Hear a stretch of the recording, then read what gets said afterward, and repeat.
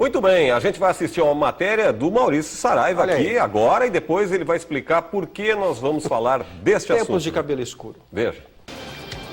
Uma caminhonete de luxo como esta não sai por menos de R$70 mil. Um sonho de consumo caro, mas justificado pelo proprietário. É um carro grande que futuramente eu vou casar.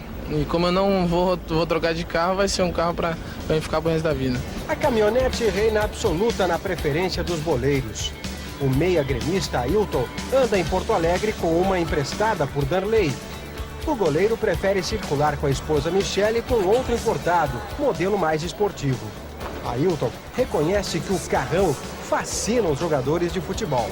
O atleta, por ter um bom salário, gosta de carro bom, gosta de estar se apresentando bem, acho que o carro é tudo, né? O melhor exemplo do valor que o boleiro dá para o carro é o Meia Beto. Ele já reuniu capital suficiente para adquirir um conversível que comprou no Rio de Janeiro, levou para a Itália quando atuou no Napoli e trouxe para Porto Alegre. É um carro conversível, tudo automático e é um carro bom, né? Tem uma estabilidade muito boa. No pátio de estacionamento do Beira-Rio também descansam carros importados. Você viu este de Christian. Aqui, o de Murilo.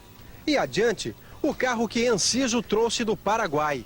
Os jogadores de futebol não dispensam o prazer de circular pela cidade com verdadeiras máquinas. Entre os colorados, um bom exemplo de amor ao carro é Murilo.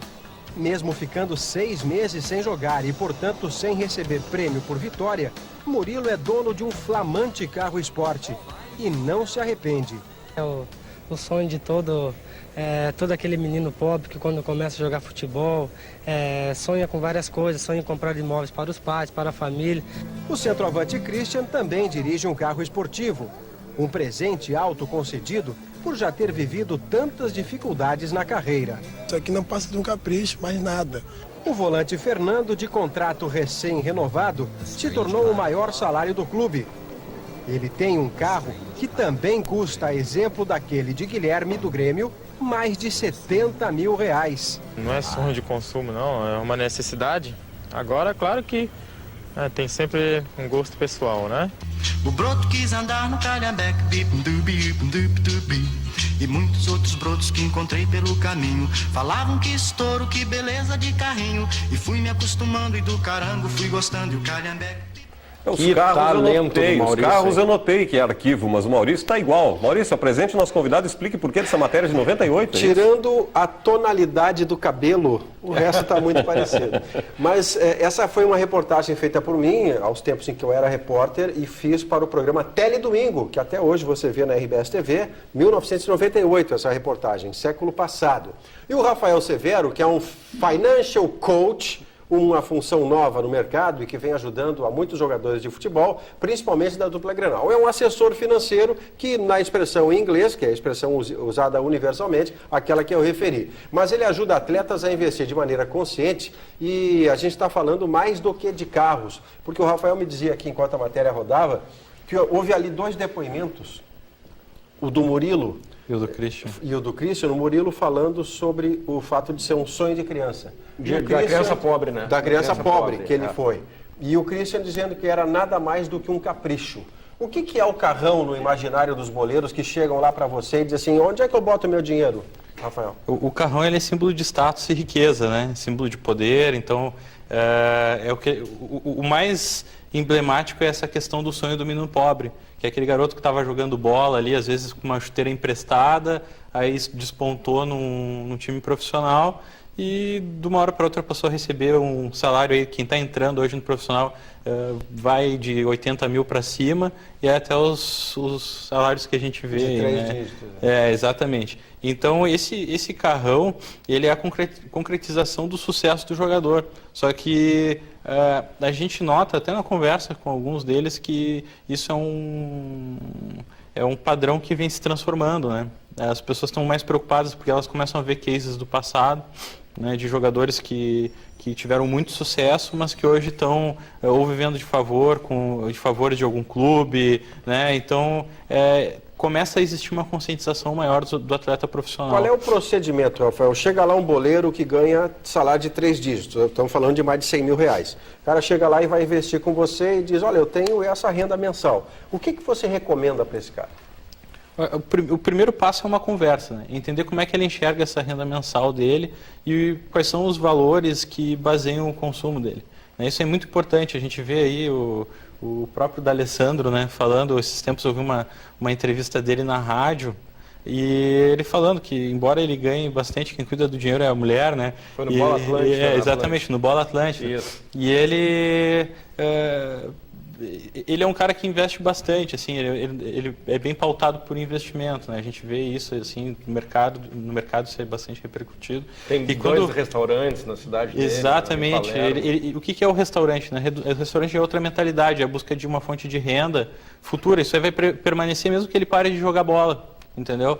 Então tu tem, num primeiro momento, é uma abordagem para entender como é que ele pensa o dinheiro, né? Como é que ele enxerga aquilo ali? Ele enxerga como um salário ou como um capital que está entrando que ele tem que transformar em investimento para depois ele viver da renda que aquilo ali gerar, né? Ele quer aumentar aquilo ali ou ele acha que vai jogar bola para a vida inteira, vai valer milhões para a vida inteira? Então, primeiro é esse entendimento para entender que valores que dão alicerce para as decisões desse atleta profissional. Quando é que você autoriza o cara a comprar o carrão sonhado? Porque ele vai comprar. Vamos combinar que ele vai comprar em algum momento. Em primeiro lugar, eu não autorizo e nem desautorizo ninguém. Aconselha, né? Mas né? assim, o ponto é o seguinte, é tentar ajudar ele a enxergar onde é que está essa prioridade. Se o carrão vai ser um gasto que vai acontecer num mês, né, e não se traduz num hábito de consumo, né, não, eu quero ter 15 carros importados na garagem. Cristiano Ronaldo tem 19. Então, isso daí é um...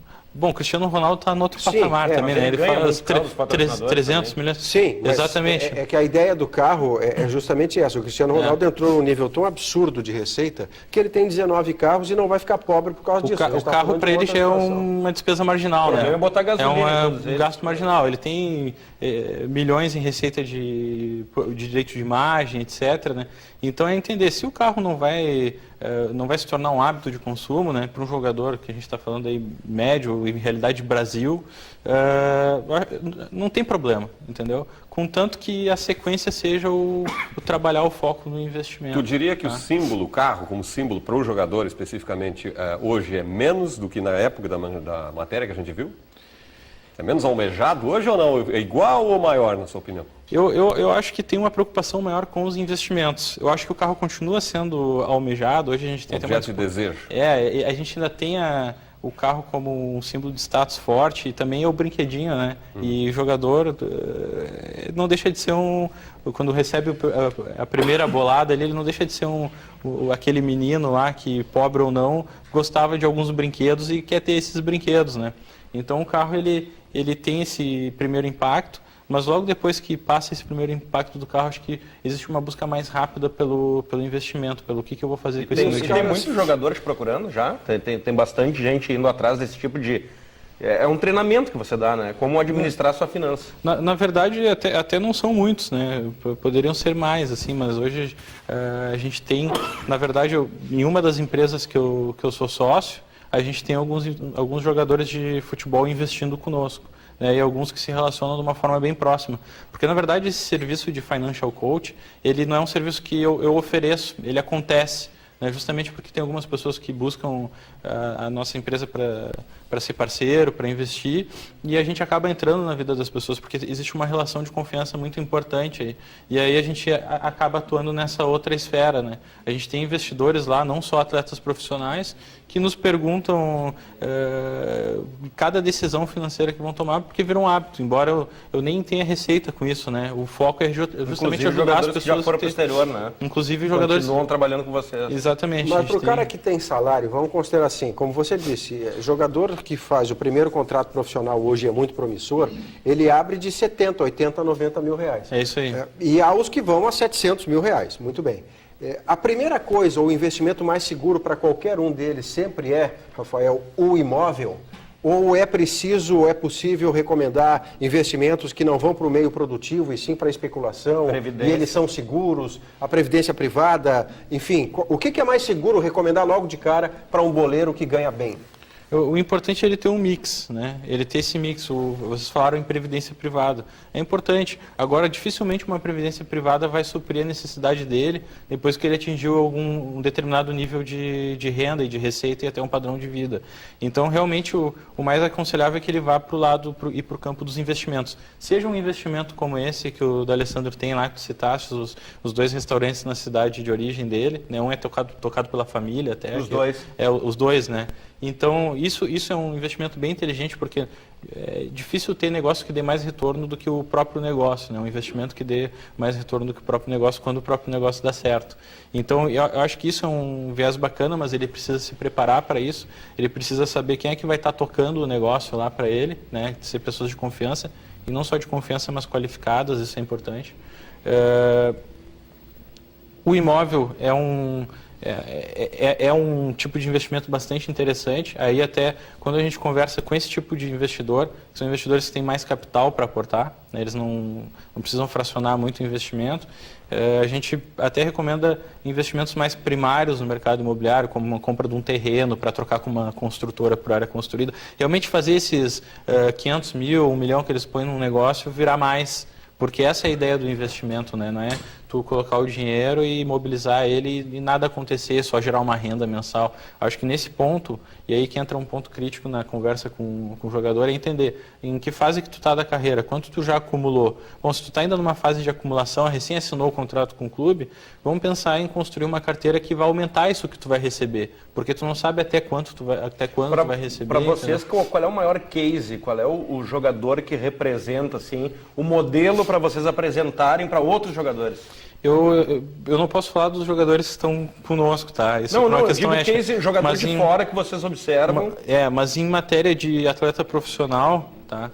O Ronaldo Fenômeno, ele é um cara bem interessante, assim, porque ele fez todos esses caminhos, né? Ele investe em renda variável, ele investe no próprio negócio, né? E ele ganha muito dinheiro com a Nine, ele soube rentabilizar em cima de um ativo que às vezes o atleta profissional não enxerga, que é a imagem, que é a reputação. Por que a reputação é tão importante durante a carreira, né?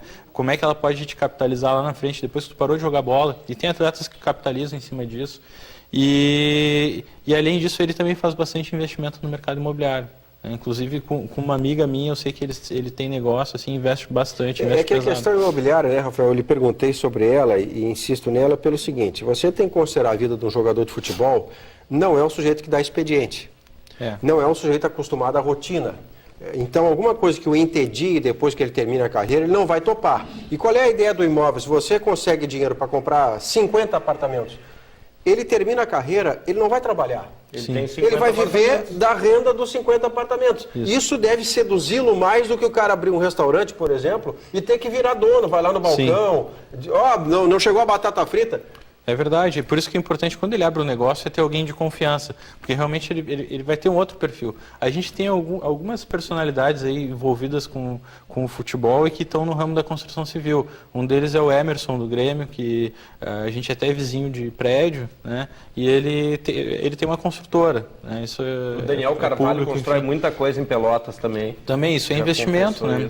Tem o Filipão, né, que é um grande investidor em terrenos ali em Canoas. Tu vai conversar com qualquer corretor de imóveis lá, enfim. É do Filipão. A aquisição foi do Filipão. O Filipão é dono da metade da cidade. Alguns o pessoal brinca, né? Exóticos que eu lembro. O Romário emprestou grana para o Flamengo, para o Vasco. O Romário fez previdência privada com os clubes do Rio. Isso. Ele emprestou tanto dinheiro que ele tem dinheiro a receber mensalmente até 2022, 2023. E ao mesmo ele é acionista de todo mundo. De R$1 milhão. Porque não pagou a pensão. Porque não pagou a pensão. E o Sidorf, no final da carreira, ainda administrava outros jogadores, lembra? Quando estava aqui no Botafogo, né?